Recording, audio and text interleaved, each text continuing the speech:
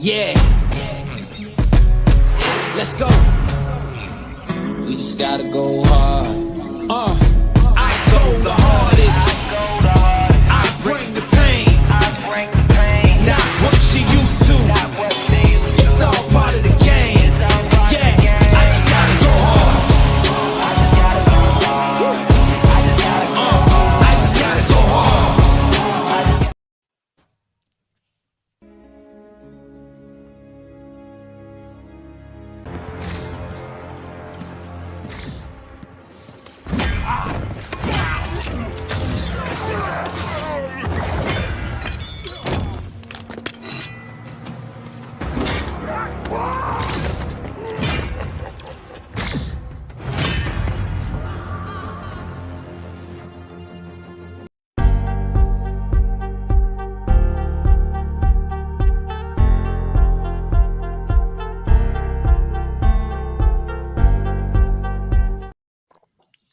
Oh shit, folks! I already fucked up. I was supposed to stop that shit at 25 seconds, but I was hitting my crack pipe under the desk and shit, whatnot, and I fucked up right there. Man.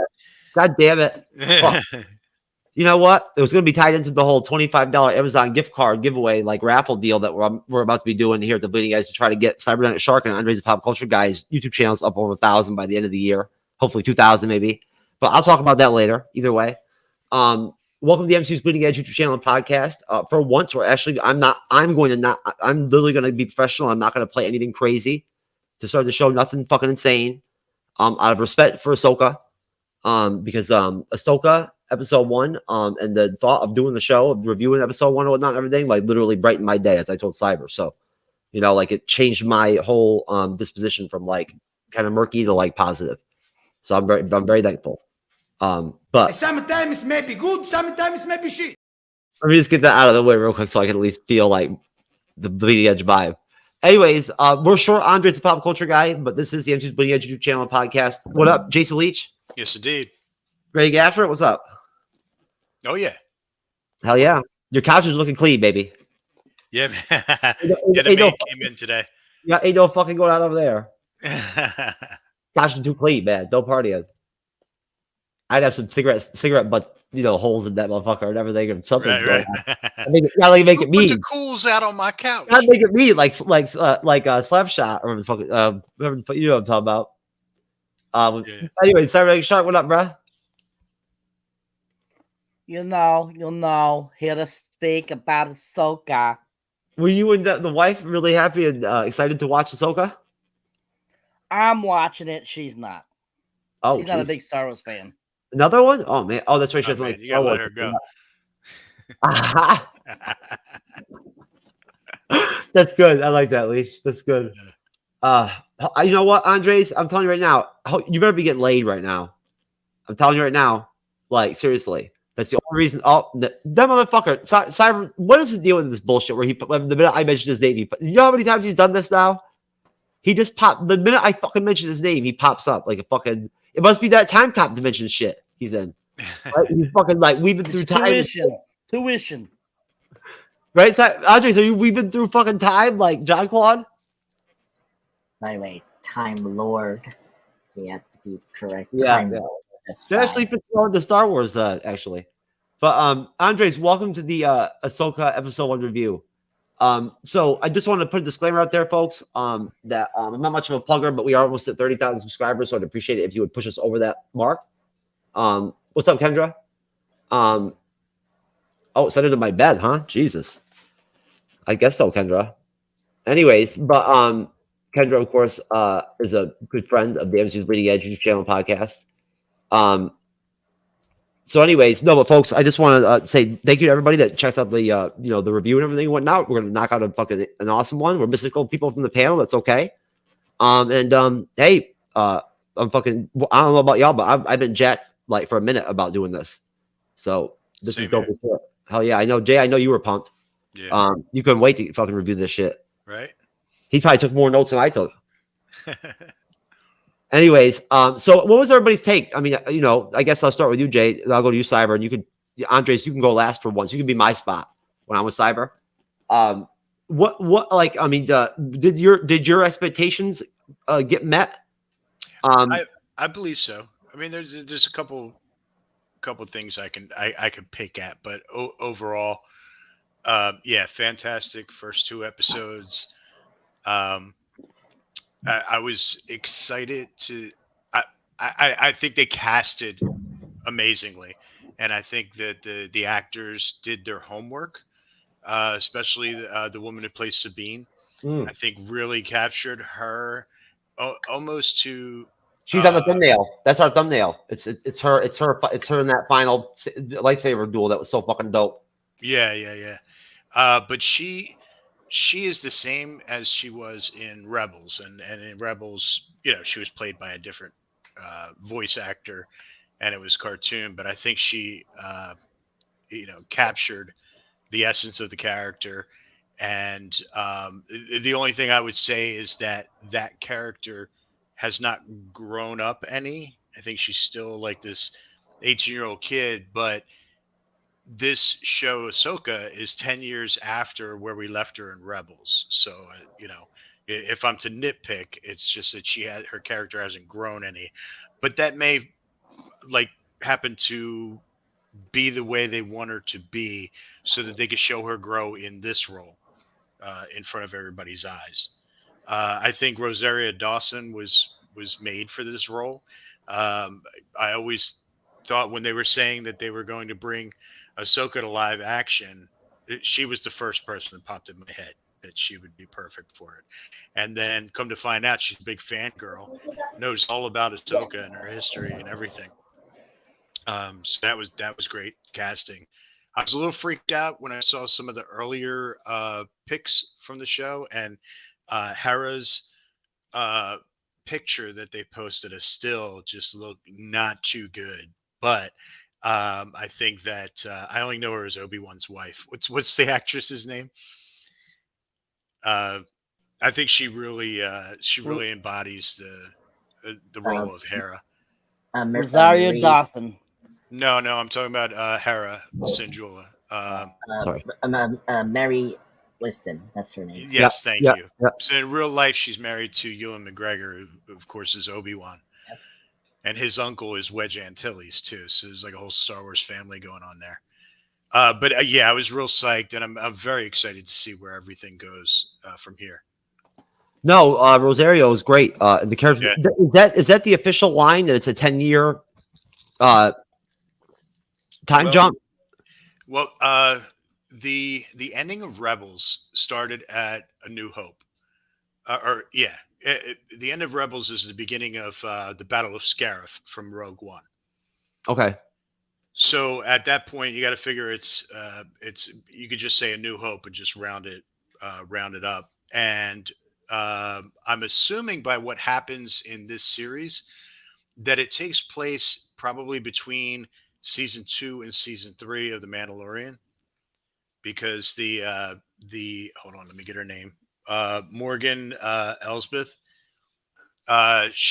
she was fighting Ahsoka, or Ahsoka was fighting her in the second season of Mandalorian. So since she's in a prison transport when we first see her, you have to assume that it's about that same time. That's true. It's about 8 to 10 years, I would say, after after Rebels. I've got to go back and watch the Mandalorian season 2 so I can see Ahsoka again in that. I've honestly, it was a minute ago that I watched it. Cyber, your thoughts, sir? Did the first episode meet your expectations for what you, I guess, whatever you thought, you projected this to be? So coming into Ahsoka, I didn't have any expectations because of just how the previous Star Wars stuff has come out, with how badly Kathleen Kennedy has produced these shows.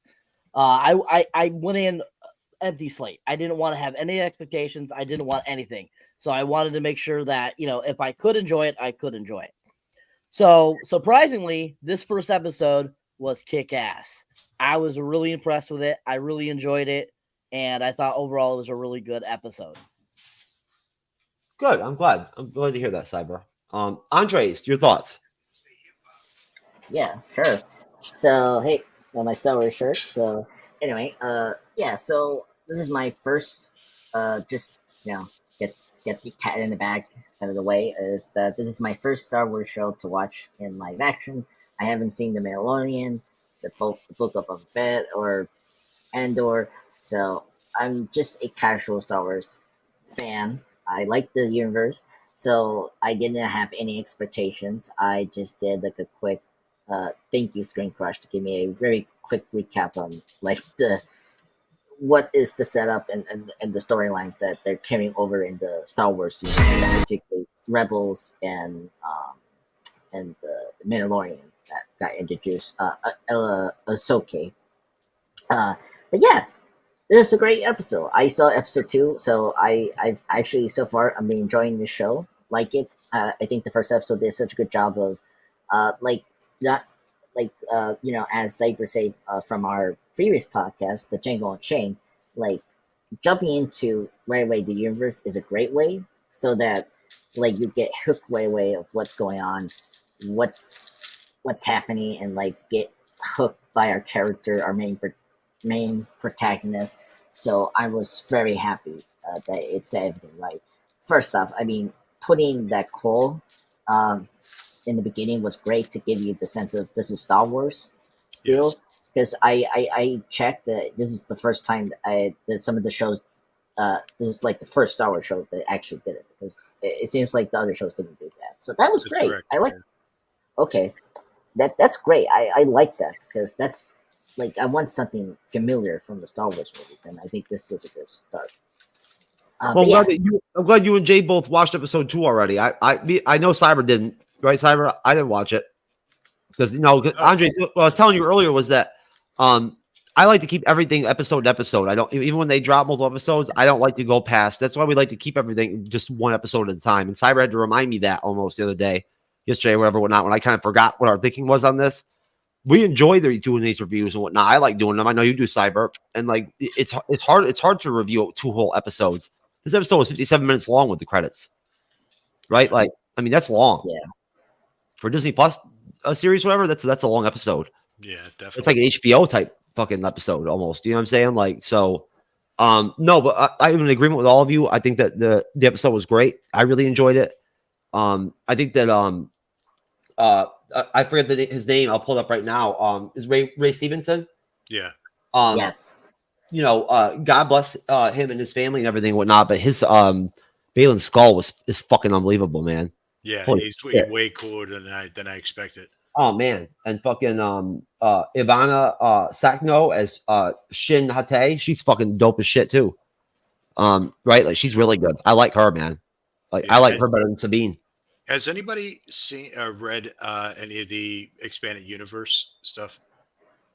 Okay, because the Darth Bane trilogy, which is a really, I recommend that trilogy highly. But I'm currently working on scripts for our only fans, Jay. yeah, because Shin reminds me so much of a character that was from the Darth Bane trilogy. I think they maybe kind of borrowed a little bit there. She even looks like her, so. I thought you said you were going to be serious to this. I'm sorry. I apologize. Yeah, He likes Andres, it. I wanted to ask you: had you seen Rebels, or are you familiar with it? It was I tried to get into it when Disney bought it. I think it was around that time, but it's just at the time I wasn't a big Star Wars guy. It was Okay. just like, it's like comic books. It's Yeah, like a little daunting to get into like a big universe like Star Wars. Yeah, especially with 4 seasons, and I think there's 22 episodes per season. So, Yeah. the reason why I ask is because a friend of mine who I'm actually trying to get to come on with us one of these times, he was a little upset about the all the female representation, that goes with Kathleen Kennedy's thing. I did not feel that because I followed Rebels, and Rebels was probably like a 50-50 cast of male and female. And obviously Ezra is out somewhere, and Kanan had died saving the rest of his crew. So it's kind of like that's what it is. Zeb was in was a Book of Boba Fett or no, I think it was The Mandalorian season 3. So all the guys are off doing other things, if they're alive. And so really it's focusing on, the three female leads from Rebels, which was cool with me because I know those characters. But I just wanted to get a perspective of somebody from the outside that might think, or who hasn't seen Rebels, who might think, oh man, this is, they're pushing an agenda, which I really don't think they are. No, so I don't think so. I think Rebels in this show doesn't have a trait that, if you pay attention to it, it's like Kennedy always. It's weird. It's just very weird. But for some reason, she pushed British actors, like actresses. Like, if you notice it, it's like okay, Daisy Ridley, and then Felicity Jones from Rogue One, and then and then recently with Indiana Jones, Phoebe Bridge, who's the granddaughter of Indy. Like, I don't know, like she has this obsession of pushing these like British leads for some reason. Like, I like all the actors from their other work, but it's weird. But How does this fucking relate to Star Wars or Ahsoka or anything like that? Whatnot? Is this like in the time cop dimension or something? No. He's asking because let's say Jay is asking. I'm messing with you. I'm joking. Yeah. I'm messing with you. Yeah. But no, I don't. It doesn't feel like that with Rebels or this show either, because like it feels more organic, and plus like these characters, like if, like of course they're different from the animation universe, but like right away you could tell that they're the same characters from. Cyber, if you want to address that, I'll go after you. What was the question? Jay? Oh, so I was just saying, if you, having not seen Rebels, you did say you haven't seen Rebels, correct? I have not. No. Okay, I was just wondering if you felt that they were pushing that whole female agenda that Star Wars has really been like guilty of, I guess. Do you feel that was the case with Ahsoka, or did it not feel that? Because like I said, I watched Rebels faithfully, and I love the series, and I didn't get that vibe from this because I was familiar with the characters already. But somebody on the outside looking in, did you feel that it was woke? Well, in a general sense, pretty much everything Disney has put out in the last 2 years has had a woke agenda to it. To a ridiculous level. Yes, most definitely. Ahsoka, now after watching the first episode of it, I get that there are a lot of female characters in it, but I don't get that vibe from Ahsoka. Okay, I feel Ahsoka is seen pretty down level, because even the fight in this film or in this episode with the two female, fighters, it looked like women fighting. It didn't look like they were as good as men or as good as Master Jedis. It looked like normal. Like if you're a woman and you're fighting, you look like a woman.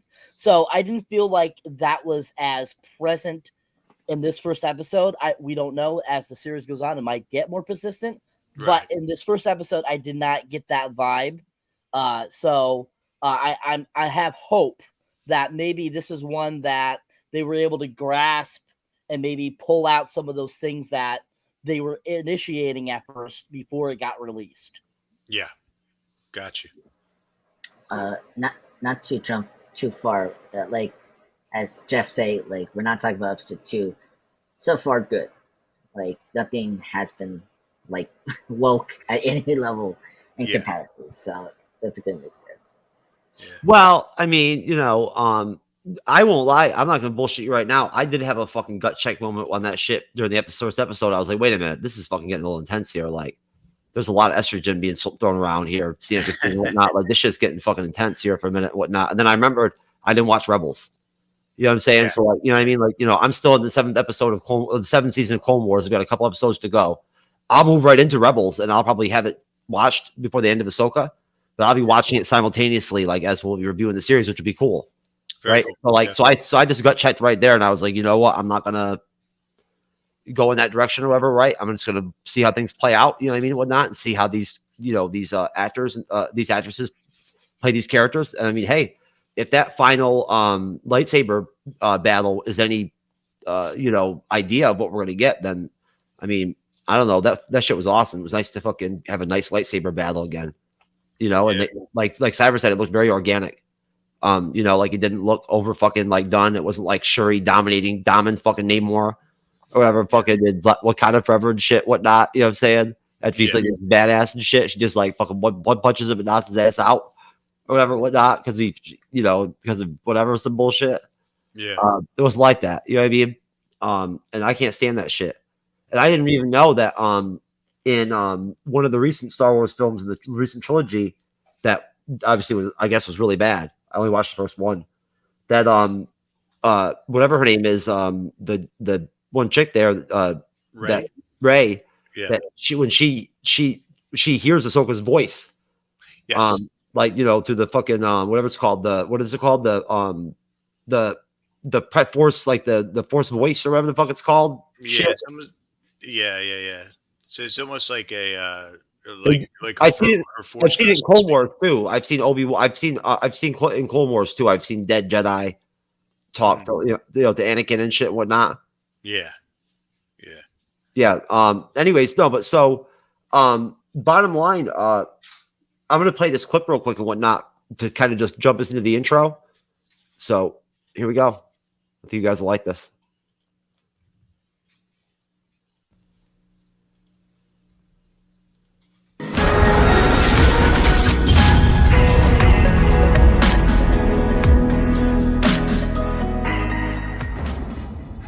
Oh, yes, this is from the fucking strip club last night. That's how I get down. I was the one motherfucker in there reading the book.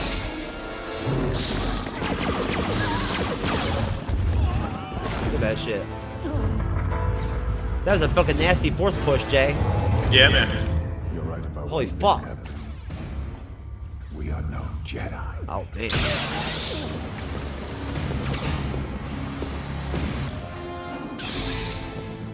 I love those robes, man. Yeah. She's fucking good. God damn, this hallway scene with him is fucking unbelievable.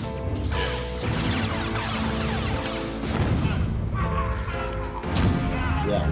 That's like the Vader. That's So some like Vader Vader- shit. yeah, That's some it's Vader shit. Vader-esque, Yeah. Yeah. Oh Everyone my in the god. Order knew Anakin Skywalker. Few would live to see what he became. Before the end of the Clone Wars, I walked away from him and the Jedi. In this war, you will face more than just droids. As your master, it's my responsibility to prepare you. I won't always be there to look out for you. I could use the help. Once a rebel, always a rebel. Don't be afraid. And trust your instincts. I know you can do this, Ahsoka.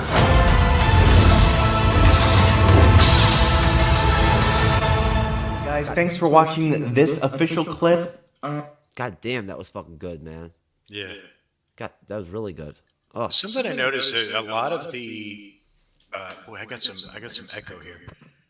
oh, my bad. Shit, I'm sorry about that, Jay. That's all right. Go ahead. So a lot of the stuff that they showed in the trailers was really from the first two episodes. So I'm like psyched to see what's coming. Oh, thanks for spoiling that for me, man. I appreciate that. What did I spoil? I mean, you probably saw 3/4 of all those scenes in this first episode. I'm just kidding. I know. I'm just kidding. So we kind of saw a little bit of the intro, and essentially, I really like the pacing of how the intro goes down. I like how they start things off. I love how they tie the Master and Apprentice title of the episode very well right off the bat with the intro scene, and then you have Ahsoka actually repeat it later on. Yeah. That was great. The way they connected that, whatnot. That's not always easily done. I've noticed. Yeah, but it's also a double meaning too, because That's not the only master No, and apprentice. It's it has to going do with on in her this. too. It's her Yeah, too. Yeah, yeah. exactly. It's a pair, like almost like a contrast or parallelization kind of deal. Yeah, parallel. You got it. Yeah. Yeah, most definitely. I'm learning. I'm learning, Leech. I'm trying to evolve. Maybe. Yeah, maybe I'm trying. Yes, indeed. I see you. I see Yeah, I see you too, motherfucker. I'm not blind yet. you. Not today. Anyways, that wasn't a quip actually. Not today or whatever. Whatnot. That was some Game of Thrones shit. Just to be real quick, you know. Oh, okay. On the DL, right? Not today, baby. Anyways, no. So the whole deal with fucking how they start right off with the Republic ship. Which I next week I'll make sure that I actually like make sure I know what ships are what, because I really like that one. But if you know it, Leech, when I go to you in a minute, feel free to drop knowledge. But when they basically they're hailed by this or approached by this this ship, they're said that they essentially say they're Jedis, that they have codes or whatever whatnot. They let them in, and the captain's kind of like arrogant almost or whatever whatnot, and like from jump doesn't believe them, and is like we'll call them out, let's call them on their bullshit or whatever. And once they dock from jump, I mean, like, it's actually really interesting because Balin, Skull doesn't really want to actually I don't think want to kill anybody really, or I think he would have preferred to just go back there and and rescue or whatever you want to say, or reacquired why I'm fumbling my name or whatnot, but Morgan. Yes, there you go. Yes, no, but he did try to kind of peacefully go through, which I think is important to point out. You know what I'm saying? I think with his character, that he doesn't appear to just be out there to wreak havoc unless he has to. Other than that, at that point, if you impede his his goals, you're done. Which we saw, right? And I'd love to hear what you guys think of that. I thought the intro was outstanding. It really was. And essentially, if I understand correctly, they're not Sith or Jedi. They're sort of in the middle. Right, in the middle. Yeah. And I think that's interesting because, what I do understand is that the where things are at right now in the timeline, the Republic, basically has scattered, the Empire into factions.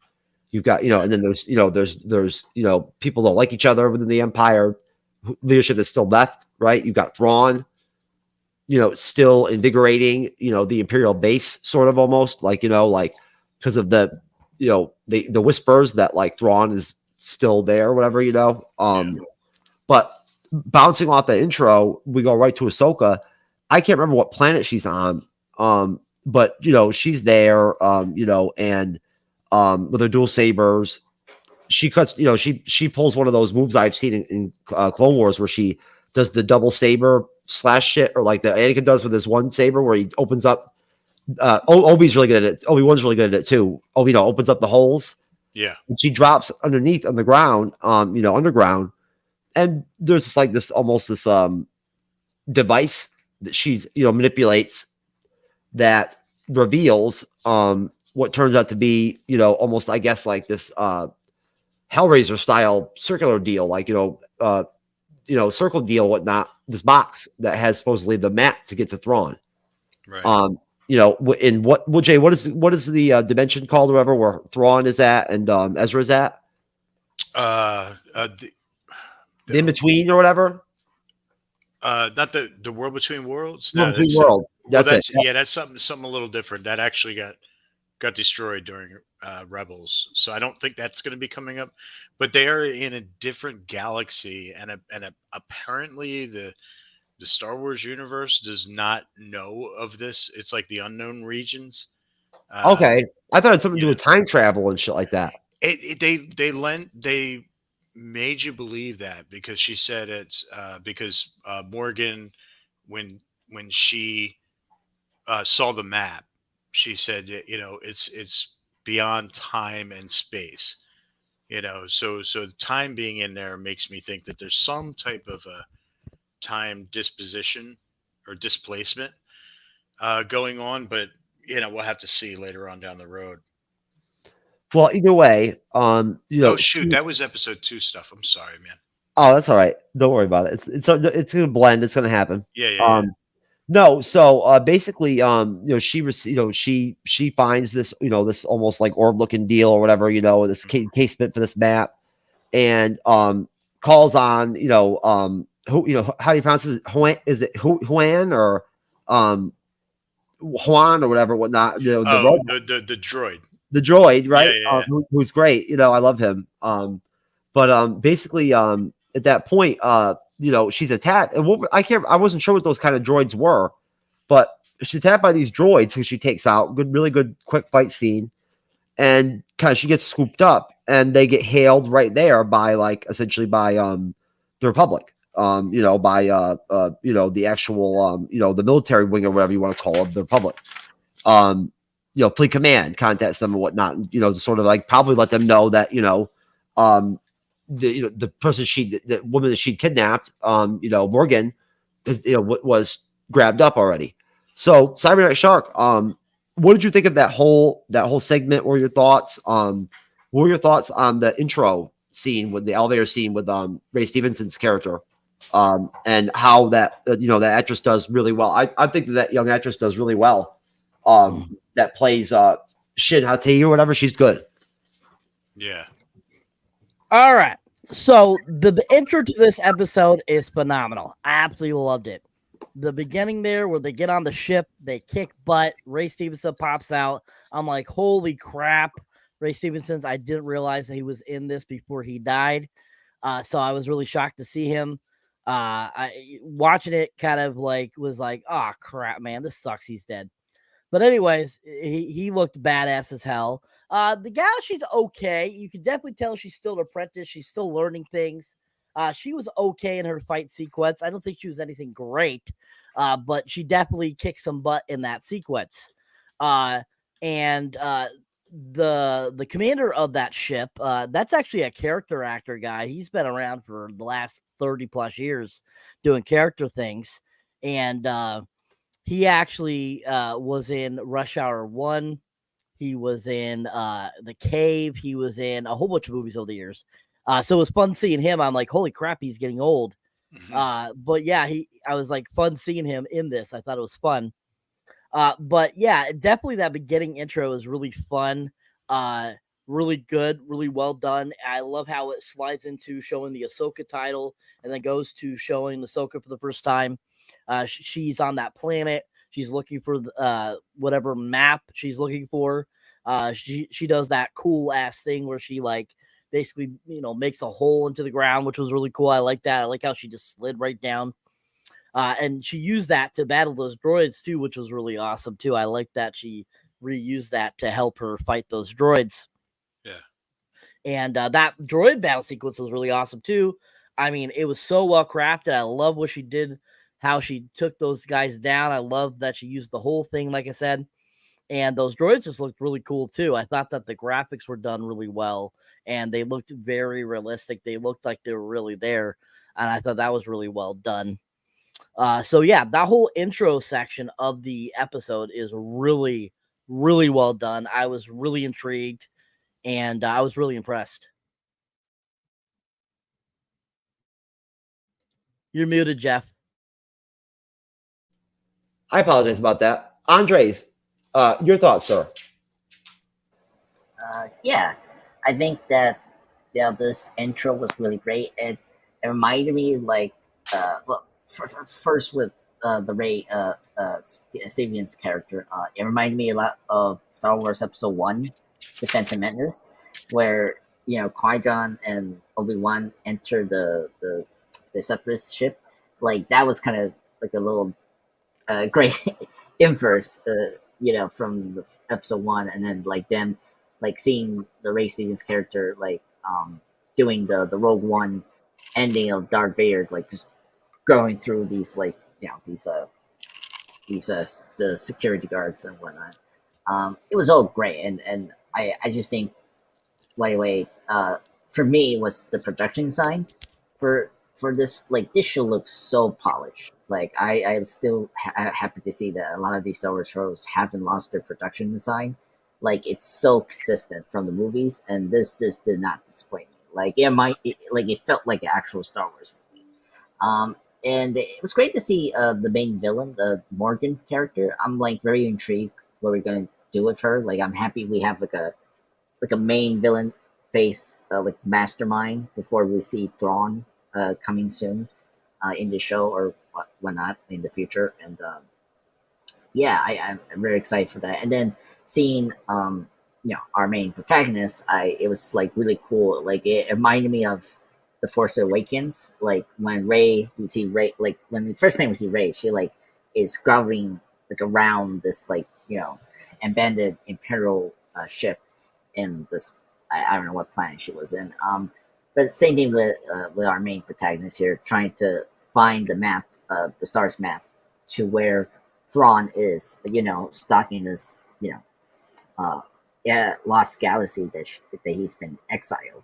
So all that's just very just intriguing, and I'm very excited to see that in the next couple of episodes. And oh my God, David Tennant's android is probably the best android in this whole Star Wars. I want him as my android. Like, he has the comedy down to a T. Like, he beats C-3PO for me as the best android to have as a companion. Like, at least he has like sarcasm in the right way. And but yeah, so yeah, I think this intro was an awesome intro. It got you hooked onto the show right away. So yeah, good start. Yeah, that's a good point. I think getting you hooked right away was key, and it definitely did. It really had some like Vader vibes to it. Even though this guy is not dark or light, but uses both, I guess. So absolutely gripped you up right away. Go ahead. No, go ahead. Jay, it's on you. Go ahead. Your thoughts. Oh, I was just saying, I'm just commenting Andres on his review of that, and yeah, it was just like it sucked you in right away, and it gave you the vibes of Rogue One. That scene on the Tantive 4 where Vader's just going off and like slashing everybody. Yeah, so I just think some of the parallels were very helpful for somebody who's might be a casual fan, and even the hardcore fans. There were aspects of the episode that I thought uh, used that too much, and I'll give you an example. Like um, the map to find Thrawn, but in episode 7, there was the map to find Skywalker. And even they even had the line, the map, give it to me, or give it to us, but that's the same thing that Kylo Ren said to the old man at the beginning of the Force Awakens. And the fact that nobody can die in a Star Wars show anymore, or a movie, anything in Star Wars, like back when Star Wars first started, like if you took a shot of a lightsaber to your stomach, you're friggin' done. But apparently not anymore. Like they brought back Maul. The two people from Book of Boba Fett, Fennec Shan, and the marshal. I forget his name. Both of them. Timothy Oliphant character. Yeah. Yeah. Both of them should have been dead. I mean, way dead. And then all of a sudden, it's like, oh yeah, you just, give them some cybernetic parts and throw them in a bacta tank, and everything's all good. So I'm kind of tired of that, but I'm not going to let that take away from how cool this show is. Yeah, but see, again, don't forget,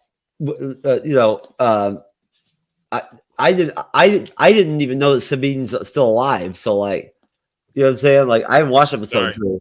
It's all right. But anyways, though, no, what did you think of the intro though and everything, Jay? Like, and the everything, the stuff with Balin, and first seeing Ahsoka and everything and whatnot. Did I already go to you on that? Yeah. I did. All right. Did I get everybody in? Okay, great. Yeah. All right. Before we move on, I like to point out about the map thing. I think this show is doing a better job of doing the map thing over the Force Awakens. That's another one that I didn't kind of thank you, Jay. I didn't realize that.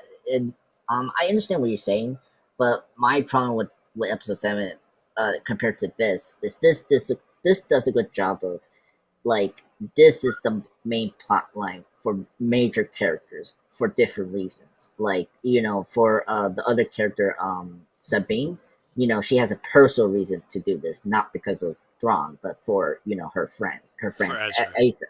You know, so there's more stakes and understanding about this, like, MacGuffin, where, you know, episode 7 is like, okay, I get the Rey is a force, like, she's very strong with, like, she's a force, what do you call it, force sensitive or something like that. Sensitive, yeah.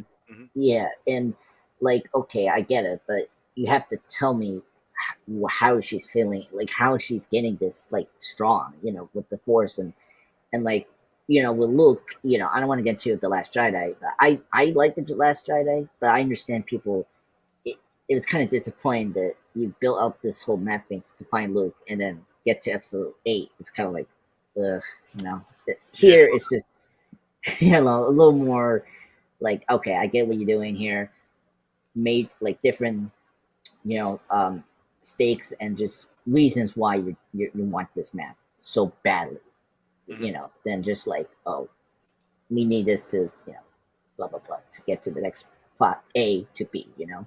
Yeah, I agree. There are multiple reasons why everybody wants to find what's on the other end of the map, whether it's Thrawn or Ezra or something bigger.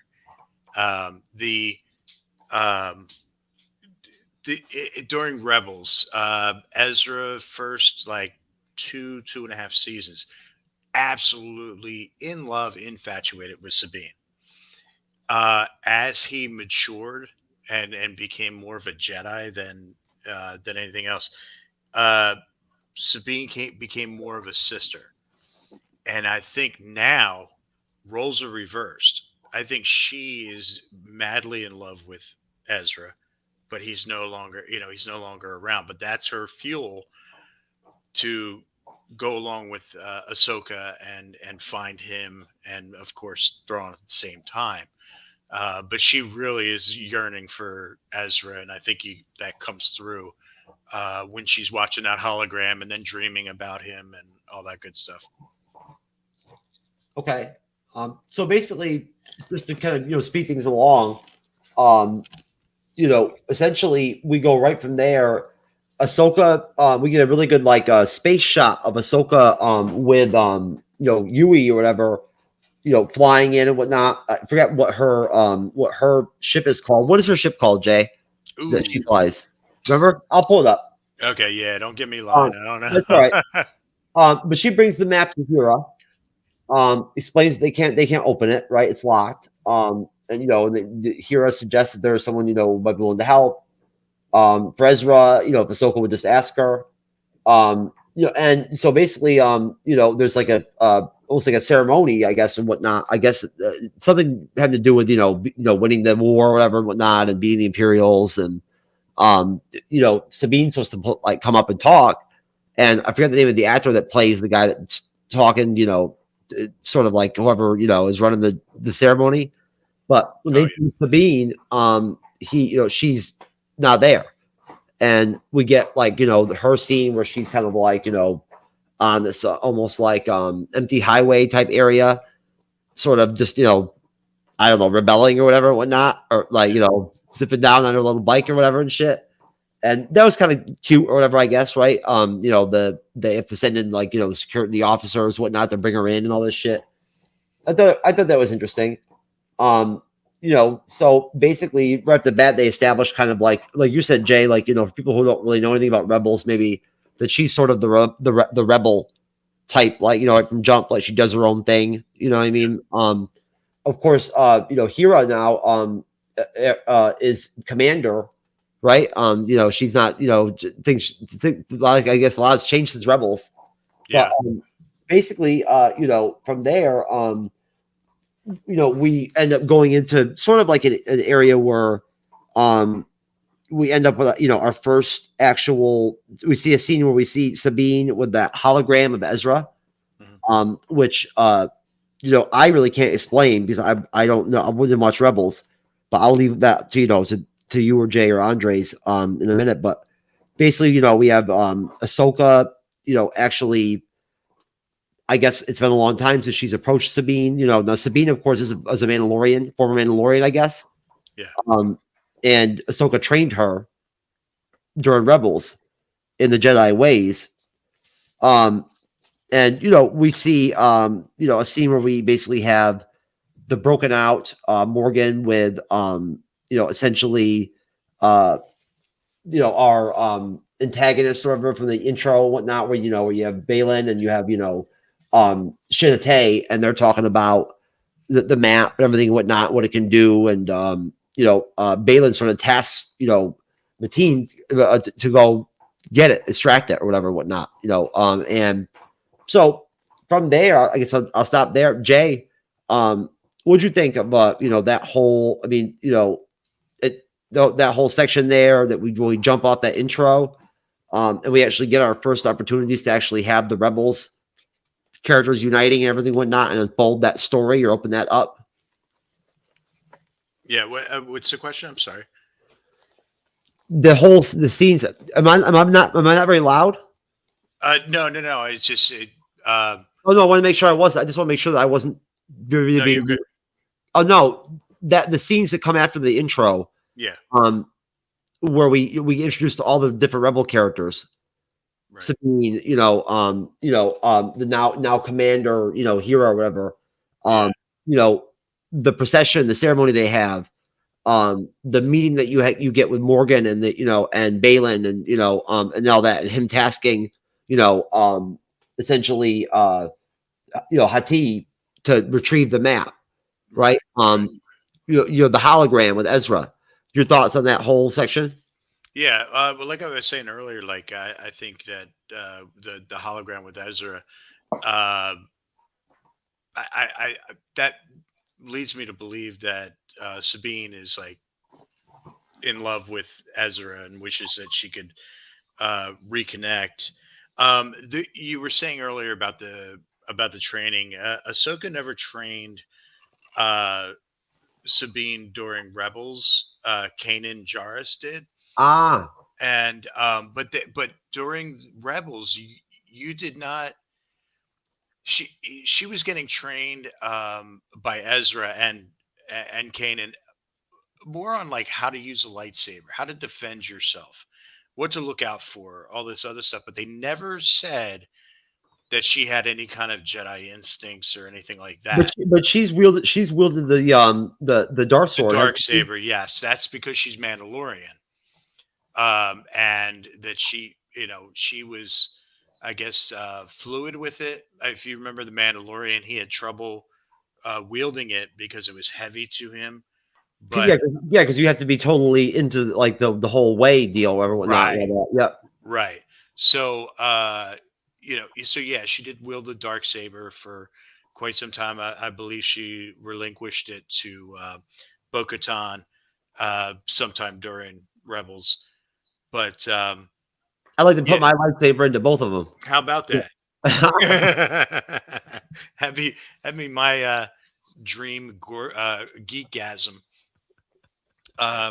But yeah, to see the three of them together, there are a couple pieces that are missing. Although they did bring in Chopper, and they used the same mechanical voice for Chopper as was in the Rebels cartoon, which was pretty cool too. But yeah, the reunion, there was a little tension that they didn't. I guess we're going to learn as we move forward why there's that tension and why Ahsoka stopped training her, or when she started training her. I think there's so much that needs to be uncovered during this series that even if you saw Rebels, you're like, what is this? Like I didn't know that Sabine was force sensitive until this. Even though there was some training going on, there was never this connection to the force or anything like that was apparent. So there's a lot of questions. There's a lot of underlining questions that I have, being a fan of the Rebels and Star Wars in general. Uh, Morgan Elsbeth, she is a Night Sister Yes, from yes, Dathomir, and that is actually the planet I believe that Darth Maul was born on. it is. Yes. Yeah, and so the Night Sisters, there could potentially be two more that are out there. As a matter of fact, when Ahsoka went down to retrieve the map, there were three statues, and each one of those represented one of the Night Sisters. Yeah, from Dathomir. Yeah. Yeah, yeah. So she's a Night Sister. So who knows where the other two are? Maybe they. I don't know. I'm not a big Clone Wars fan. But did the other two die during Clone Wars, or Not that I've seen yet. I think one of them is still alive. Yeah. okay, so Yeah, they could potentially still be out there too. So there's a lot Yeah. of yeah, mystery, a lot of questions that they build up during the first episode that hopefully will be fleshed out by the end of the season. Andre, yeah, Squad, you jump in and then Cyber, you can round it out if you want, brother. yeah. I'll just quickly address the sister watch. I think they were perished during one of the seasons of Clone Wars. I remember going through the recap. That's because the main Agosose, can I say her name? Got perished as well, but she got resurrected, I think, by one of the sisters that was part of that. So that's why the main protagonist is still alive right now. But I need to rewatch it again to make that confirmed. But anyway, so this part when we see Saban, like this part, I was very so happy to see because first off, you're speaking Saber, but the actor from the first Rush Hour, we got Clancy Brown here, which was so unexpected. I didn't thought to see Clancy Brown in this show. He's great. I love the actor. If you know him, of course, he's the evil guard from Shawshank, or he's best known for a lot of us, like myself, Lex Luthor for the DC animation universe. Like a terrific actor. If you see Pet Cemetery 2, he's the best thing about that movie. But yeah, it was great to build up Sabine this former rebellion hero, and it was so cool to see. If we see the picture of the rebels from Star Wars Rebels in that the wall, but it's so cool to see it in almost identical to the cartoon show.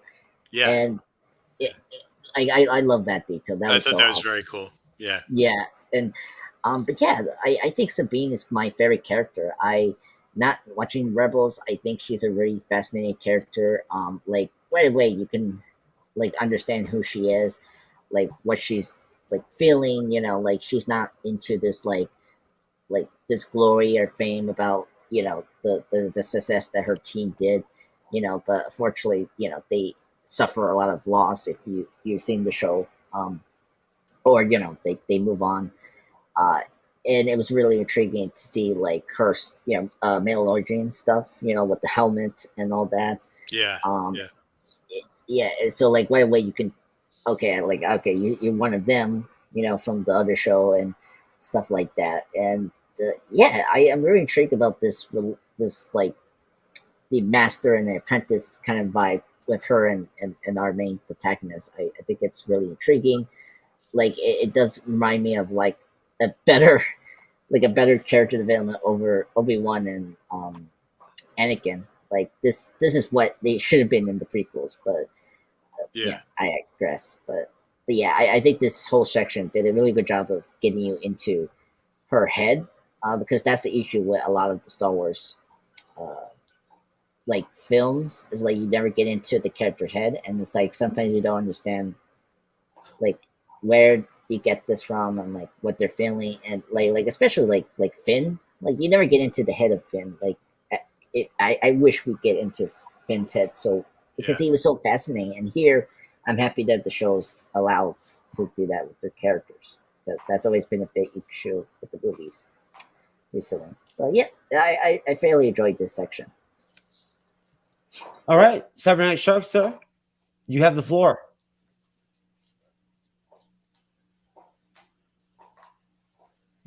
So where do we go up to?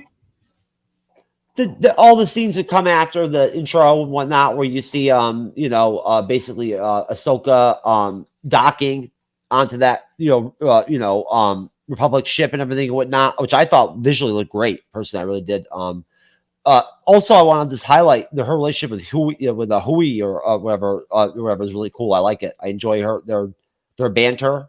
Everything whatnot is really good. Those scenes right there where basically you have Ahsoka reuniting with all the rebels characters, right? That she knows from her time on the Ghost or whatever whatnot.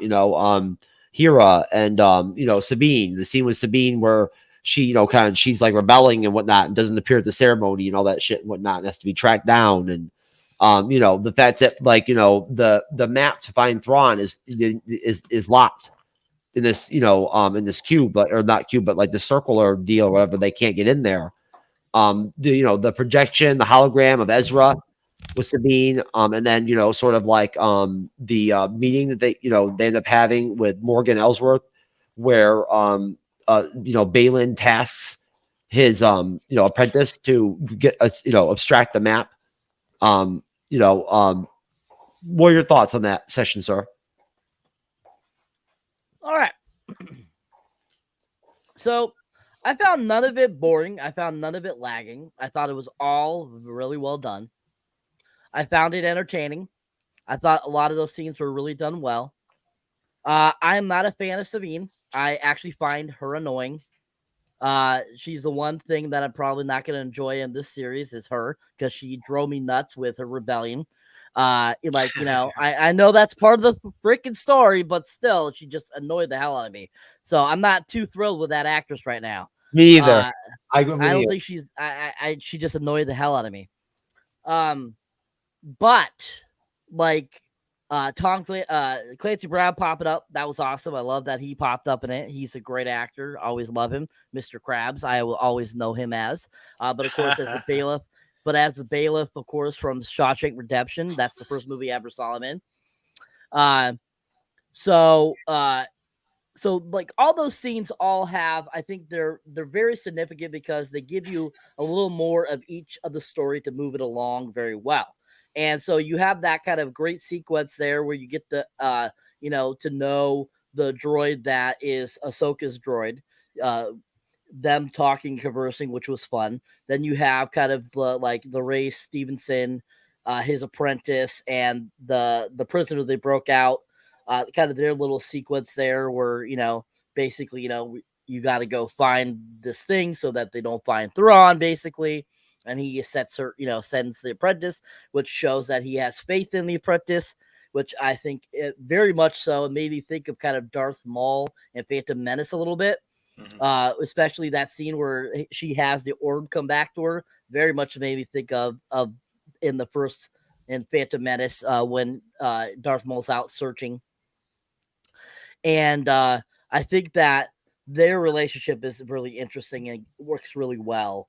And you could tell that they really are like apprentice and master. You could tell that they respect each other. And I like that. That was kind of a nice little kind of villain-esque type of a deal going on there, showing more of a love for each other versus like how Ahsoka and Sven are right now, with Ahsoka leaving.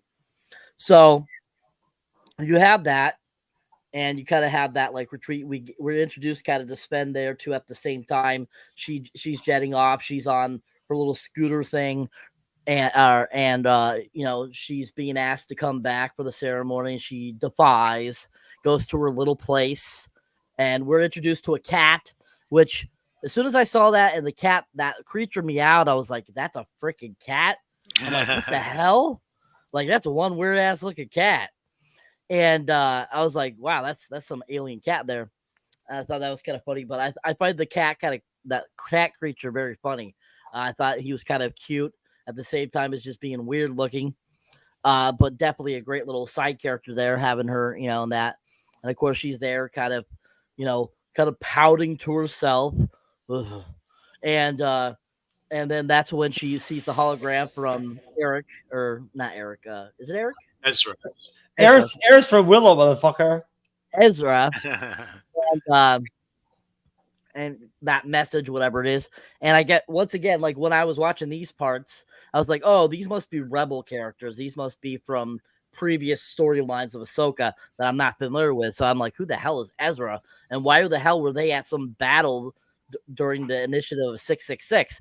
I'm like, this is weird.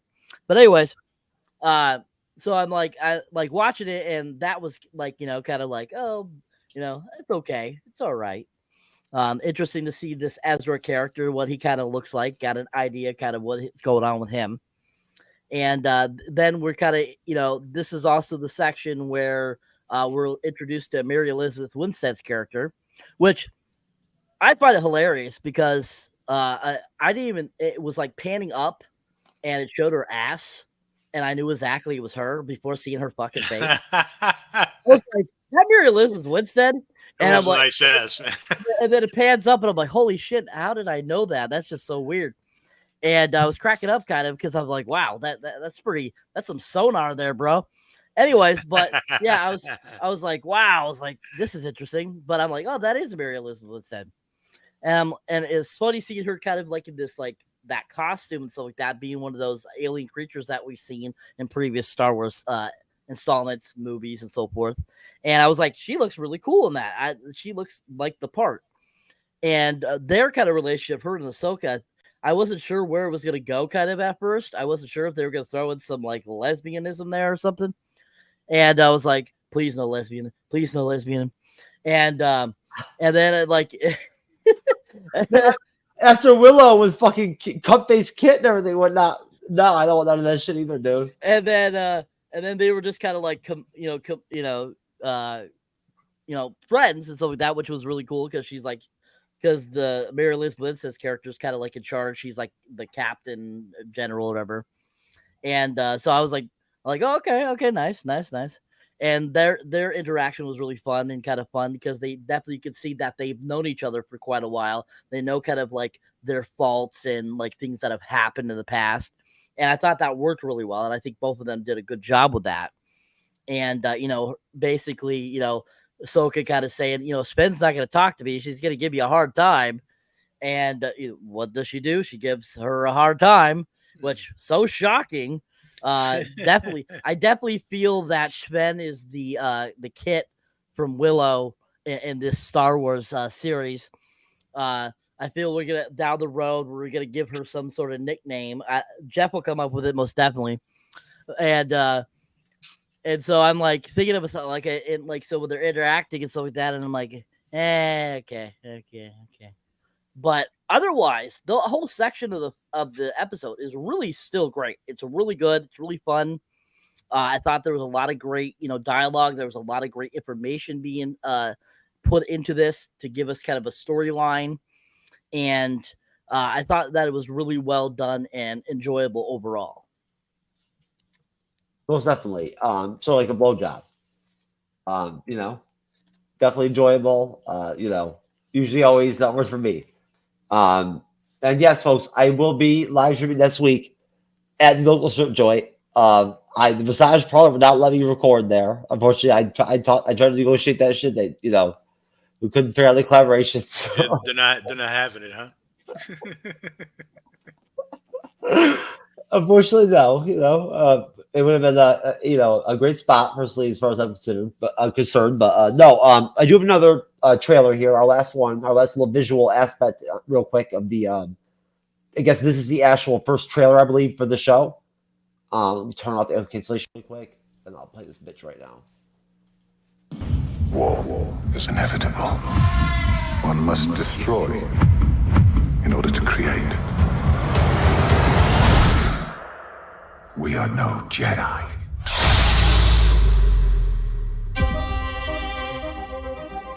I started hearing whispers of Thrawn's return as heir to the Empire. What happens when we find Thrawn? Power. Such as you'd never dreamed.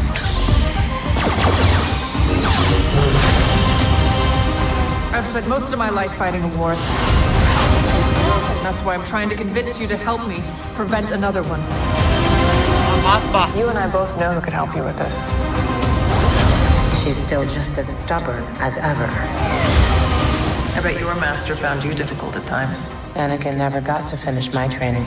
I walked away from him, just like I walked away from Sabine. You never made things easy for me, Master. As a Jedi, sometimes you have to make the decision no one else can. But I'm counting on you to see this through. Nice haircut.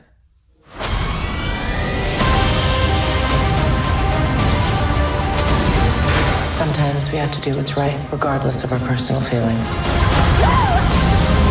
Buckle up.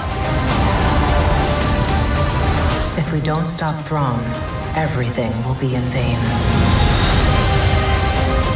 You have no power. Anakin spoke highly of you. I'm not here to discuss my past. We have a lot of work to do. Once a rebel, always a rebel.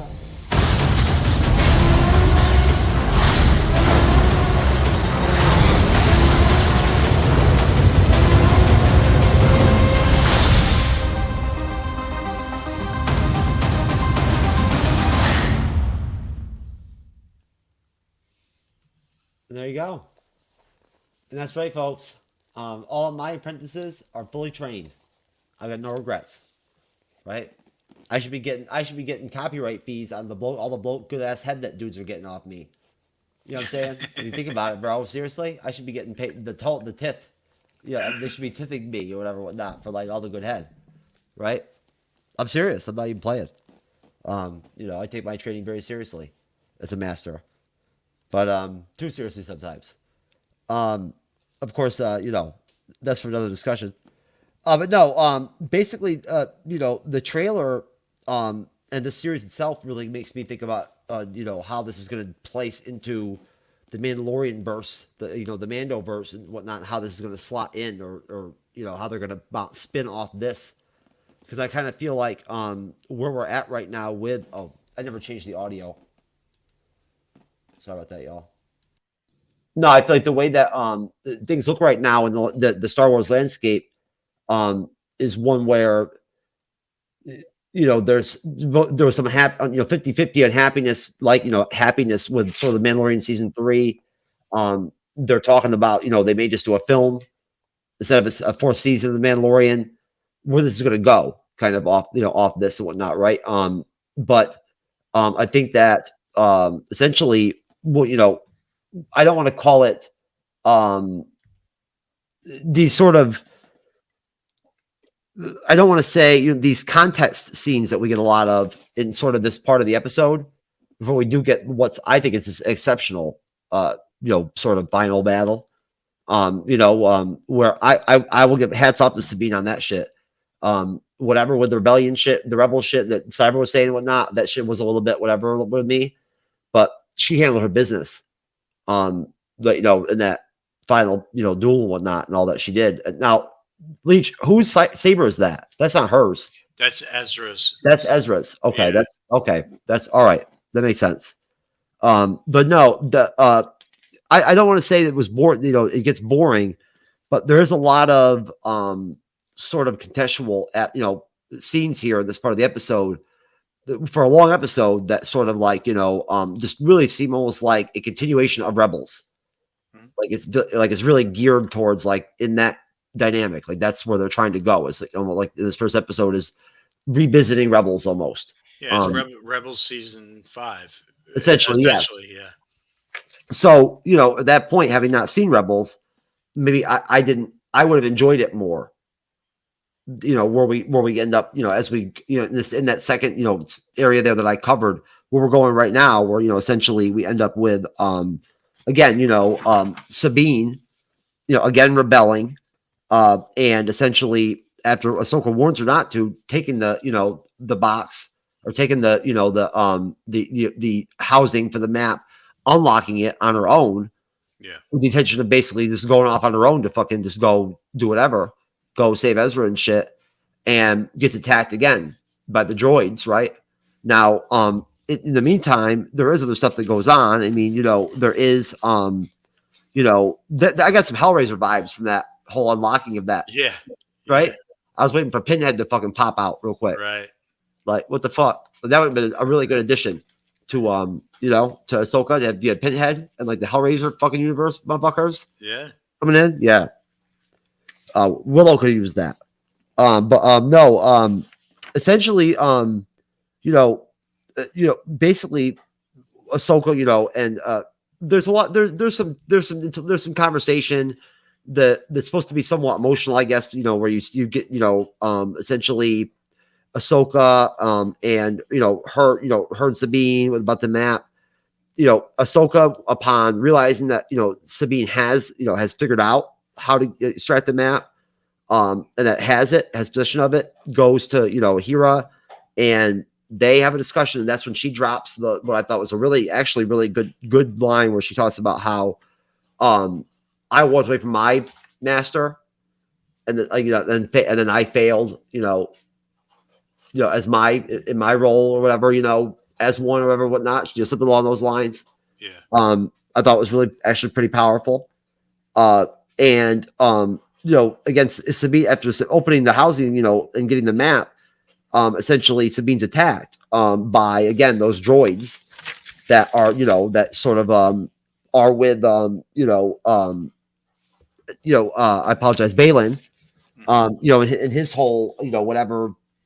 I guess you guys have seen episode 2 would probably know more what he's working with, but like from episode 1, we don't really understand I guess, like, what his full capacity is. But of course, he's there. The droids are there to take the map, and Sabine fights back, but we end up with Shin Hati, and Shin Hati, which I thought was a great entrance by her coming in, right? And I just got the almost like the coolest, action Western, space Western, George Lucas, like Star Wars fucking vibes, when they dueled off, like, 6-gun style, like in the Wild West with those fucking lightsabers, man. That shit was awesome.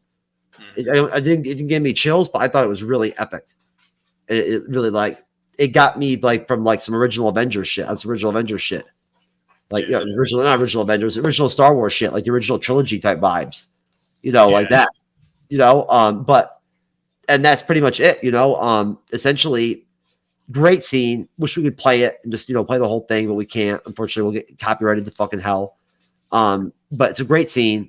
And essentially it's obvious from jump that we already kind of, if you know anything about Rebels, you already know that Sabine's not going to be able to stand up to this, much better trained apprentice. Yeah. And right from jump, she's sucked in and it made to make the first move, and you see it right from jump that she's gonna get beat, basically, and then it's obvious. It's still a long scene though, a long fight, and like she fights, but eventually, when it boils down to it, she gets stabbed through the abdomen by Shin-Hati, right? Who I believe she steals the map, doesn't she? Yeah, there you go. So, and that's at that point they already had it, because the droids have gotten it. Yeah, yeah. No, and that's it. That's finished. That's the end of it. And the end credits were great. I loved them. Yeah, they're really good. I love the music. I love the whole map deal with everything. That shit was awesome. I loved it. I watched the whole thing. I heard it was really good. But Leech, then you Cyber, then you Andres. Your thoughts on that whole section there? If there's anything left out, feel free. But take as much time as you want. I threw a lot in there. And sort of geared towards you to go ahead and fill in this, what you wanted to fill in. So have at it. Yeah. The one thing that I was kind of thrown off with was when she's up in, I guess, her apartment or whatever you want to call that. When the first droid comes out to fight her, and she punches the thing in the chin, like, the only thing that's going to do is break your hand. You know what I mean? But yeah, as soon as she lit the lightsaber, and I'm like, oh, she's done. Like she hasn't had training. The Edge, even if she was fully trained, okay, on the light side of the Force, Shin can pull from either side. You know, she can pull from the darkness, and she can pull from the light side of the Force. So you just knew that Sabine was going to be destroyed. Luckily she only took a shot to the gut and not had her head taken off or anything like that. She is lucky. She is lucky because I think I mean, obviously, shit, the team could have just fucking cut her head off if she wanted to. Yeah. Yep. Yeah. And I really like Shin. She's kind of mysterious, badass, and dare I say, because I'm such a Star Wars geek, kind of sexy. Not gonna lie. Even though she got the lazy eye going on, I dig that too. And that's I'm a freak like that. But yeah, I don't know how you guys caught the ending of that and did not automatically go right into the second episode. We're trained, man. Me and Cyber. I couldn't wait. Cyber, how many? Me and Cyber have been reviewing fucking TV series, fucking back to back for so long that, like, yeah, right. This is how we always do it, right, Cyber? Yep. I tried to warn Andres. I told him not to watch episode 2. I told him. He didn't listen. Oh, okay. It's all right. No, you're good. No, but finish up, man. No, what? Yeah, but then Ahsoka coming in at thought she was going to save the day, but not really. But chasing Shin away and all that good stuff. Yeah, I thought it was a cool ending. It would definitely gave me an oh shit moment. Like I can't believe they went there with her taking a lightsaber to the stomach. But yeah, that's my thoughts on it. Well, and honestly, Jay, I'm glad you guys watched episode 2. I'm glad you mentioned it, whatnot, because you mentioning the Rebel stuff and whatnot. Yeah, I think is really helpful. I think it's really connective and whatnot and everything, right? And it's that's why you're here, right? It's to infuse that lore and whatnot and the knowledge of the Star Wars stuff that maybe I don't have or Cyber doesn't have or whatever, is to kind of bolster us in that area, right? So, I mean, I'm not a novice. I mean, I'm gaining as I'm going, right? Yeah. I am. If my Star Wars knowledge has really escalated in like the last 2 months or so, or whatever, when I've come a long way.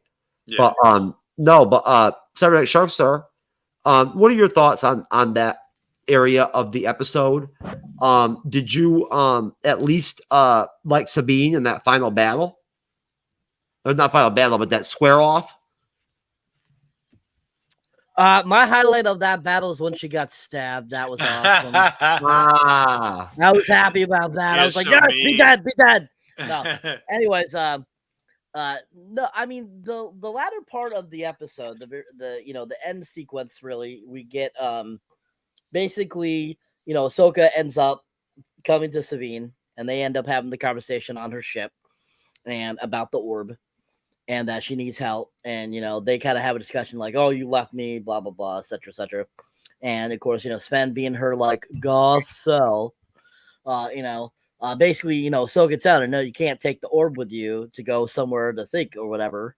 And of course, what does she do? She does that. She goes back to her place, and of course, it's like, as soon as that happens, you're like, "Oh, they're gonna find you there, you dumbass." You just know this is gonna happen.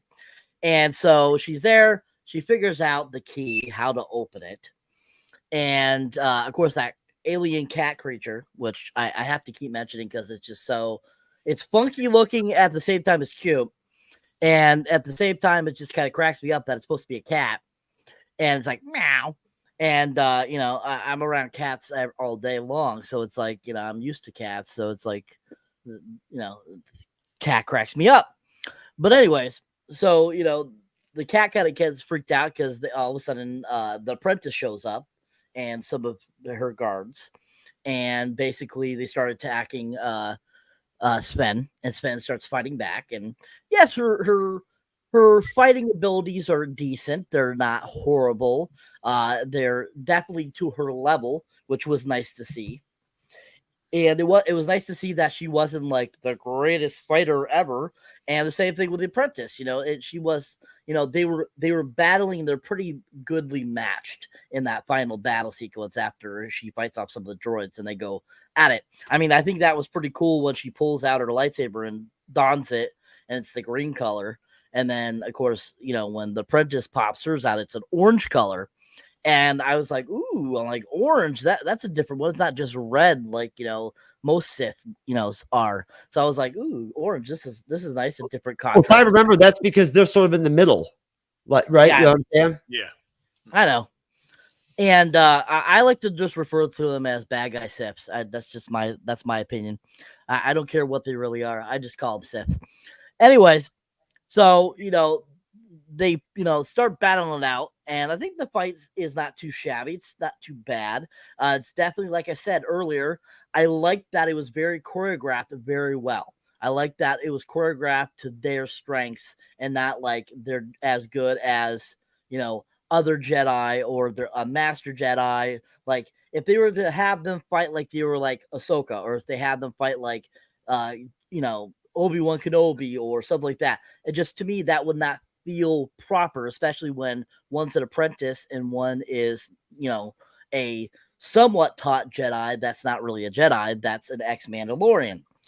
So I like that they kept it to their skill level, and I thought that was very cleverly done. And I thought it was okay. I mean, yes, Fen can defend herself, most definitely. Do I think she's the greatest fighter? No. Do I think she's epic? No.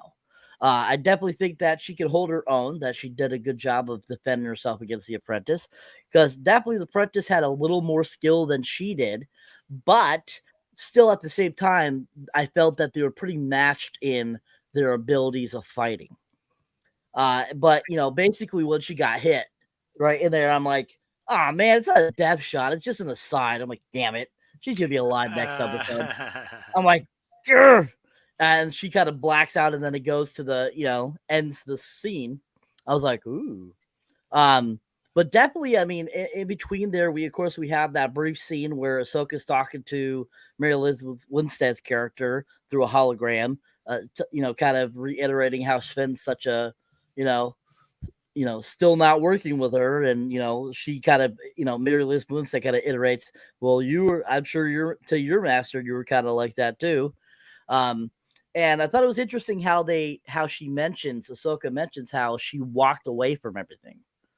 And, I'm not sure if that's something that is talked about in Rebels, or if it's talked about in the Clone Wars, or in subsequent other, offshoot books, and kind of explaining more about why she did that. That was interesting, and I'm looking forward to finding out more about that. So I think that was like the highlight of the episode.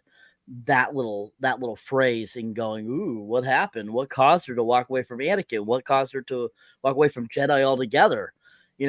And I mean, did she foresee what was going to happen with the Empire? Like it's very intriguing. So overall, really great ending, and really fantastically done. Yeah, if I could add to that, I forgot to mention, when I had my turn, is that after she took the shot to the gut, she still took 2 more swings as she was falling back. Like she was like determined to beat this woman, which I thought was really cool. And yes, there is a huge backstory as to why Ahsoka is so on and off with it, and it would take another half hour to to explain it all. But if you go on YouTube and check out, put in Ahsoka, I don't know why she is who she is, and it'll explain it. But she's been fucked over by more Jedi than a little bit. So just put in Ahsoka animated porn. Andre's pop culture guy. Let's go. What you got, baby? What you got to say about the final chapter of the episode of episode 1, Masters and Apprentices? It's amazing. I really like this final part. we haven't discussed the music. I really enjoyed the music for this show. I thought it really captured the John Williams score, and I really enjoyed that kind of Western kind of sketchy kind of score that they're doing for this show. It's really neat. So I think this was a good wrap up for the episode. I think just showing like just giving Saban like now a reason to go and team up again for us Ahsoka in this show now because of what happened to her and then of course the whole Ezra thing. So I think overall it's a good wrap up. I mean it's cool to see a lightsaber battle. I like green. Green is my favorite color. But it was funny when Ahsoka went back to her was it the radio tower apartment, and the android was there to wait to kill her. Like really, what kind of android assassin was that? Like come on, like waiting for so long to just wait for Saban to come back. I don't know. That was funny. But yeah, overall it's a great wrap up. I had that to say. We did. Again, production science is amazing. Score is really great. The performances all around is really great, and yeah, I'm excited to move forward to this show for the next 8 weeks. 7, baby, 7 weeks. Andres, drop your rating, and if you have any final thoughts on the episode, sir, have at it. Okay, so for this episode, I'll give it a 9 out of 10. I think this was very good. Like it's top tier. Like Star Wars. I think this gave you everything what you want for a Star Wars show, but done right. And yeah, I think they're heading in the right direction. So at least this is better than Secret Invasion. Oh my god, I'm so happy that we can talk about a really good show after Secret Invasion was awful. But anyway, let's not talk about Secret Invasion. I'm sorry. I was just when I think like when I saw the green C-3PO android, I was like, okay, this is my show. And yeah, just green is my favorite colors. Every time I see green lightsaber and all that, that's where I'm hooked. But anyway, yeah, highly recommend this show. I'm excited to talk more about this next week and the 7 weeks, as Jeff said. So yeah, 9 out of 10. All right, Leech. Hey, I was going to do it on a scale of 5, and I was going to say a 4.5. So we are right on board there, Mr. Andres. So if I quantify it up, it's a 9 out of 10. And for reasons that why it's not a 10, I've already covered. But I do agree with you. The score was awesome. It built tension. It built excitement. It felt sadness. It was really awesome. And I hope that this is the route that they go now that John Williams has retired from Star Wars. And probably he's like 90, so he's probably retired from everything at this point. But I think the reins are in the right hands as far as the soundtrack and the score goes. But yeah, 9 out of 10. All right. Cyberneticshark. I give it a solid 9. And the reason I give it a 9 is because of Sven. If Sven was better, it would have gotten a 10. But yeah, definitely a solid episode. I have to give it a solid 9. I think she's going to grow on you, Cyber. I think what's going to happen is I believe that her character is going to mature a whole lot over this season or next 2 seasons, however long it lasts. But I definitely think she's going to grow on you. I think you're seeing this immature version of her. Like I said, she hadn't matured in the 9 to 10 years since the end of Rebels. I can mature her in 1.75 days. I promise. But yeah, I think by the end of this season, you're going to be a big fan. We'll see. All right. Well, I'm going to give the first episode a 9 as well. I think that's a very fair. Right. number. I like that. Folks, we will of course be back next Wednesday. I have no idea what date that is. I believe it is the 30th. 3 I think it's 3:30 or 3:29. We'll be right back to do episode 2. Hopefully Jasmine will be on. It's 8:30. Okay, there you go, 8:30. We have frequency this Friday. As our Bleeding Edge review, I guess, for our Friday this week. We have Saving Private Ryan next Friday, which should be absolutely outstanding. Leach, so Leach is already salivating. He's like, yeah, you know what? I think it's a phenomenal movie, but I cannot watch it again. The reason being is I'm a very empathetic person, and whenever I watch this movie, I envision me being an 18-year-old kid and put in that situation, and that scares the shit out of me. And I just get like when I watch movies, I just get so enveloped in it, and that's why I can't put myself through that again. But phenomenal freaking movie. I just assume I would have been one of the motherfuckers who would have been running up that beach like, let's go, motherfucker. and me, I would have been cowering in the corner, like in the fetal position. They would have blasted me from jump. Yeah, I would have been. I wouldn't have made it. Yeah, I wouldn't have made it. As soon as they dropped the back of the boat and everybody's supposed to jump out, I'd have taken the first shot. Trust me. I'm such a bitch. I'm so glad I didn't get. Glad I didn't get into the armed forces, man. I'd be done. I'll tell you. Well, that's a different generation. That's a great the best generation ever or whatever and whatnot. Yeah, how about that? Yeah, for real. But no, folks. No, and we also honestly, Andres and I. Over on the Bleeding Edge Report, we'll be doing episode 11 on Monday. And honestly, 10 p.m. Eastern, 7 p.m. Pacific, we're gonna be doing a review or a rewatch of Loki season 1, episode 2, and continue to preview Loki season 2. Yeah. Which we're really enjoying. And we have Daryl Dixon coming up to review as well in 2 weeks. We'll be on that. So we have lots of good shit going on. There's MCU shit coming up. And I'm going to go ahead and get everybody ready for plugs and whatnot and everything. Leech, what's going on over? What do you guys? I know that Danny kind of stepped back over at DJB Productions Network. I haven't really noticed much action going on over there when I looked over the YouTube channel. Are you guys not doing much over there right now?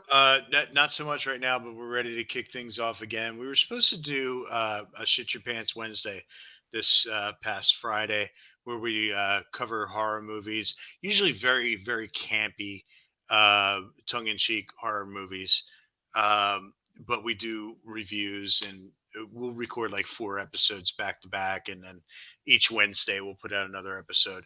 But yeah, Danny J is gonna get back in the driver's seat very soon, and we'll be back to producing more episodes. Ira, thank you for bringing that up. On Sunday, folks, hopefully, if Jason doesn't have to work, he'll be with me. I know Ben will be on with us. You guys have seen Ben on before. Jasmine hopefully will be on as well to go ahead and continue on sort of like what's turning into a multi-part deal with my season 1 recap of Andor season 1. We're going to focus on episodes basically 4 through 6, and then with an emphasis on that 6th episode. And I think that's how we're going to finish up the recap. Is just do the same thing the Sunday after with episodes 7 through 9. And then finish it off, with, finally, 9 through 12. Or should be 10 through 12 with an emphasis each time of that final third episode of each arc. What do you think about that, Leech? Does that make sense? Yeah. I think it's a good way to get it done so it's over and we can move on to some different shit on Sundays. Sounds good. Thank you, Cyber. I appreciate you mentioning that and whatnot in the private chat. That's very, very kind of you. And Danny, if you're out there, brother, we missed you over here in the Bleeding Edge. You need to come on and fucking jump on here too, brother. I mean, fuck. I told you to watch Andor, you dumbass, and you didn't watch it. You don't want to listen to me and whatnot when I told you just to fucking sit down. The shit was dope. But anyways, Andres, my friend, what would you like me to pull up for your plugs, brother? Would you like me to pull up both of your YouTube channels? Just pick up the first one. The Mr. Big Pimp, two YouTube channel, motherfucker. Superfly, if you know that, the TMT villain for the new movie. Well, I'll tell you what. Did you see that screenshot I sent you earlier about how your hashtag on TikTok is getting blown up? Yes, apparently. Whatever. I'm very phased about that. Those things. But yeah. Anyway, hello everyone. Thank you so much. Just bottom of my heart, thank you so much for supporting me and Cyber. Please continue that. Just hit the subscribe button and hit that like button. So yeah. So right now, I just recently posted a pop culture tribute on one of my favorite Hulk villains, the Leader. So check that out. Tomorrow I'm gonna post my top 10 favorite Iron Man armors from comics and the movies. Watch that out tonight while I'm finishing up this now. And yeah, then later this week I'll probably put another part 5 of the comic book read series of Iron Man Enter the Mandarin. Check that comic book series; it's really good. But yeah, so right now I'm like steady. I'm like at to 795 subscribers. So just please subscribe the channel, and hit that like button. Is this you? Yeah, this is me. Yeah.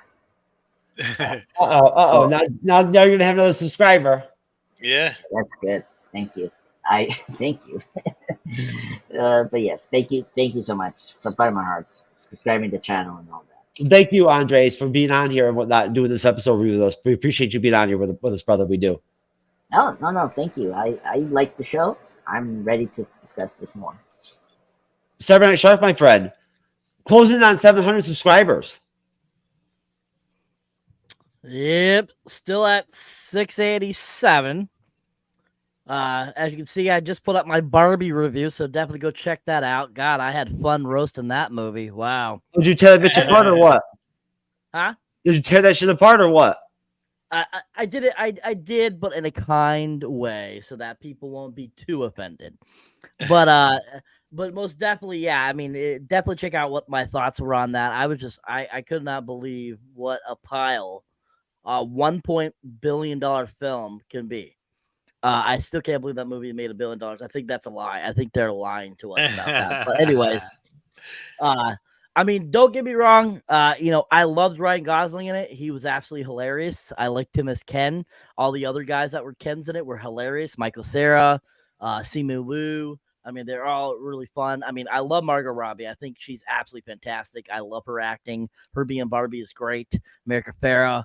A lot of the actresses and actresses were great. Were just fantastic. But the direction they took it in, it's too bad they took it the direction they did. But yeah, if you have not seen that, definitely check out that review so you can see what the Barbie movie is about. You can see there, I recently watched Reality Check by Kevin Hart, his newest special, which is on Peacock. Really funny stuff. It's a lot like his old original stuff, so definitely go check that out on Peacock, people. Really fun. We'll be having a Blue Beetle and Strays review soon, along with my Meg 2 review. I just saw those these past weekend. They were fantastic films. I'm really shocked that Blue Beetle isn't doing better because it is a really well done film. I was actually shocked at how fun it is. The soundtrack alone is worth watching. Cyber, I was gonna go over with Andres over on his YouTube channel or whatever, whatnot, and do a review of Blue Beetle, brother. If you want to jump in, if you want to come in, I'm sure Andres wouldn't mind if you wanted to jump in with us, bro. Just let me know. Let Andres know, if you want to come on with us, we'll figure out a time that works for all three of us, and we'll get together and do the review together. If you're over that, Andres. No, I'm fine. I'm happy to invite a lot of people on that podcast. Yeah, I thought it'd be fun. I'm gonna go see this weekend. Yeah, so definitely. If you have not watched anything recently, definitely check out my channel, people. Let's get me past that 700 mark and then on to the 800, 900, and 1,000 mark. You guys are rocking it. I want to thank all my subscribers. You guys are killing it. What's but yeah, what's the name of your channel? Cyberneticshark. Okay, I just did that, and it gave me a bunch of other videos, but I didn't see. It's CYBER, and it's all one word. NET. All one word. Okay, that's all okay. one word. I don't know why everyone thinks it's two separate words. It's not. It's one word. It's like Aquafina or Prince or Leon. Or True Knowledge. Yeah, True Knowledge. one word. See, listen, when I put that in Cyberneticshark, it takes me to says I took cybernetic upgrades to max in Cybershark, which apparently is a game. Next one is Beast Wars reissue by JCC 2224. Shoot, you gotta give me more to go on.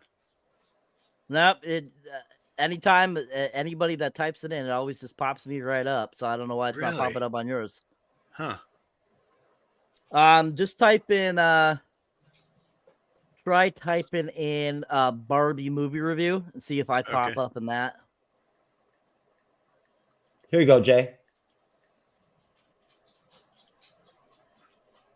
Yeah, I can't read it. It's too are you okay? Movie review. Let's see. It's not. Chris Jeff. Stockman, Jeremy Jans. All right, somebody got to shoot me a link. Yeah, because it's not coming up. I'll get it. I got it, brother. I got it, man. Thanks. No problem. I got you, man. What do you call it? Anyways, folks, the only plug I'm going to be plugging is just going to be the MCU'S Bleeding Edge, and that's going to be, please, again, if you want to subscribe, it's up to you. We prefer, we like it when you like our shit. But I want you to ring that bell because, I mean, we make a lot of really good live content. And, we if you don't want to subscribe the first time you're on or whatever, whatnot, you don't have a long time to watch us. And maybe Andres is on one of his fucking, 99-minute, 100-minute, type deals or whatnot. And you just get, fucking tripped out by it, whatever. It's too bad. 16 minutes. You should come back another night and then maybe you might want to subscribe or unsubscribe. Depending, because as I explained earlier in the beginning of the show, with the Bleeding Edge, essentially, we're not really, we're not looking for the number one spot. We're happy to take number third as long as it's 4 hands or nothing, baby. You know what I'm saying? It's that simple. So which is gonna be, I'm telling you, Cyber, that's a good slogan. I love that shit. That is some good shit. That is some serious True Knowledge level type activities right there. But either way, folks, I just want to shout out really quick, the silent third co-host of the MCU'S Bleeding Edge, Dodger, right, who's hanging out right here. There he is. Yep, getting after it. He was in our promo video today for the show and whatnot, everything. We were exploiting him and whatnot, animal cruelty, all that. And I want to shout out Captain Brie Larson, who's going to be in the Marvels, which I'm sure is going to be complete garbage. There you go. Complete garbage as much as that flat ass she got there. Yep. That picture back up. I'll tell you right now. I'd rather pay to get together with fucking Ahmad Baladi or fucking go to Paris than have to fucking deal with this shit. The fuck. Right. Can you believe that's how we do an episode review of this, folks? I'll play the as an outro. I'll play the scene where fucking I played this and I told some dude that I would fucking choke him through the screen or whatever during the live stream or whatever. It's fucking great. Meantime, folks, hats off to all of you out there and whatnot. I hope you enjoyed Ahsoka. Come back and see us this week for episode 2. We love you. God bless you, and God bless Ahsoka. And the armor. And Kendra. And Cyberneticshark. Yeah. Let's go. We just gotta go hard. I go the